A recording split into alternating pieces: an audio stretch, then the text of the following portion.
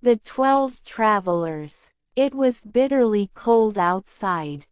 The sky was a sea of stars, and in the distance there were sounds of fireworks and shouts of joy. It was New Year's Eve, and the clock began to strike, tick-tock. Tick-tock. People heard the sound of a horn, and the mail coach arrived at the town gate. The people of the town were in their houses celebrating, raising their glasses to toast the upcoming new year with all its challenging possibilities, resolutions, and dreams. Happy New Year! Everyone cried. May you have health and wealth in this new year. May all your sorrows and worries disappear. The 12 travelers inside the coach smiled, and as the wishes went round and people clinked glasses, the door to the coach opened, and one by one the strangers stepped out. They carried luggage and packages, gifts for everyone in town, and soon word spread that they had arrived. Who are they? People asked. And what did these strangers travelers bring to our world? They all streamed out of their houses to see these 12 travelers. The sentinel at the gate to the town cried, "Good morning. It is a new day of a new year." As the first stranger approached the sentry, he held out his hand and said, "Your passport, please. And your name and profession." This traveler looked famous. He wore a thick bearskin coat and boots of sleek fur, and he smiled with pleasure at the sentinel. He handed over his passport and laughed. "I bring you presents for the new year," he said, "along with fortune to everyone, and I am the beginning to your ending." The sentinel looked at the passport and read, "Mr. January, a merchant who brings your book of accounts for you." "That's what I really do," said January, and just then the second gentleman exited the coach.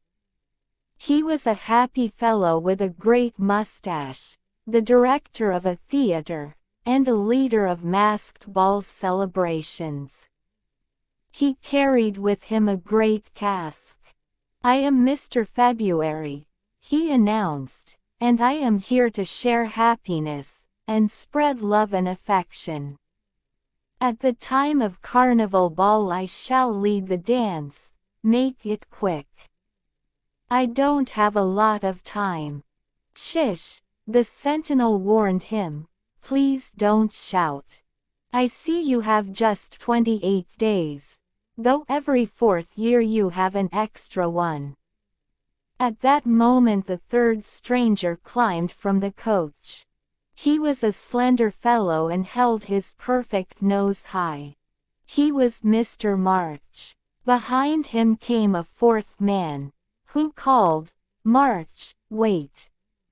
March." As he tripped out of the carriage, he tapped March on the shoulder, sniffed the air and said, "Something smells delicious. I see they are feasting in this town. Come forward, March." For a moment the sentinel was confused, but then he realized the jolly speaker was only joking, making an April fool of poor March. "Sometimes I must be in good humor, and sometimes I have to go bad," April said.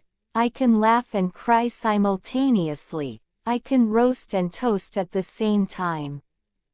But then he smiled as he watched a lady stepping out of the coach.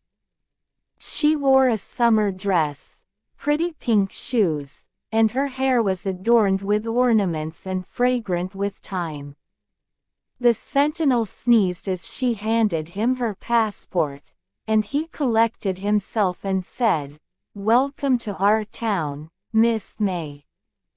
"Bless you, to your health," said Miss May.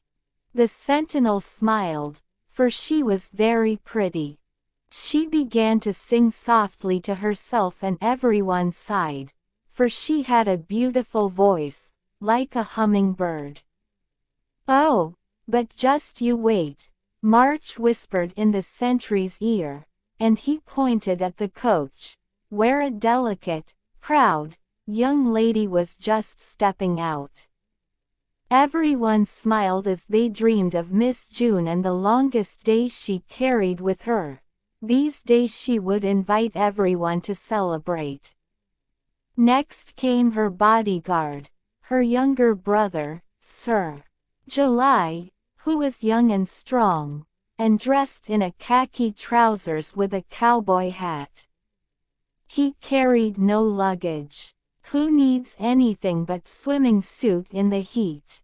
he said, and sure enough, everyone saw that he carried nothing. He and his sister hopped, skipped, and jumped into town. "Children, wait up!" A deep, warm voice called after them, and Madame Auguste stepped out of the coach. She was funny and sunny, holding a bunny, and her passport told the Sentinel she was a cultivator, laborer, and a housewife. "Wait for me, children," she called. Behind her a man stepped out of the coach. He was an artist and wore a smock of beautiful colors, and whistled like a blackbird. In his hand he held paints, and he bowed at the Sentinel. "I am Mr. September," he said, "and the world is my canvas. I am here to paint the town red."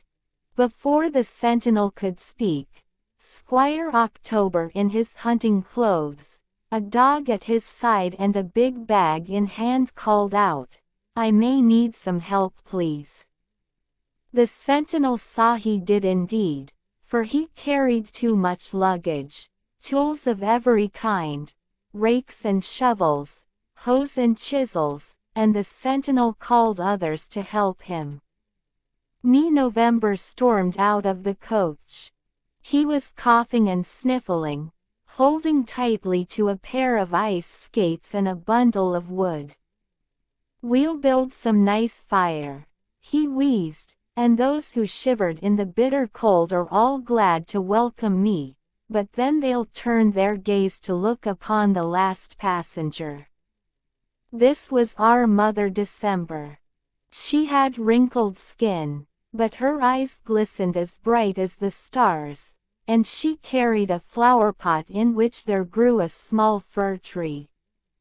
"I'll guard this tree all year," she told the Sentinel, "and next Christmas it will be taller than the clock tower.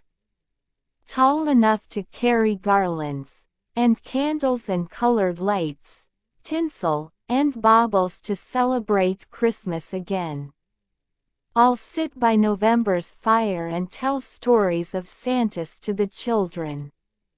When the toys come alive, the angel will fly across the village, bringing love, joy and affection to everyone." The Sentinel looked at the driver of the coach. "You may drive away," he said. "We shall keep these 12 travelers with us. Each month one stranger traveler will open his baggage and packages, give us their gifts. Mr. January, you are first." As everyone gathered around to see what gifts January had brought for them, the other travelers stood and smiled. The people would have to wait, and watch, 1 month at a time, to see what these 12 travelers has got gifts with them. If you like the story, please do like, share, and subscribe. Thank you for listening.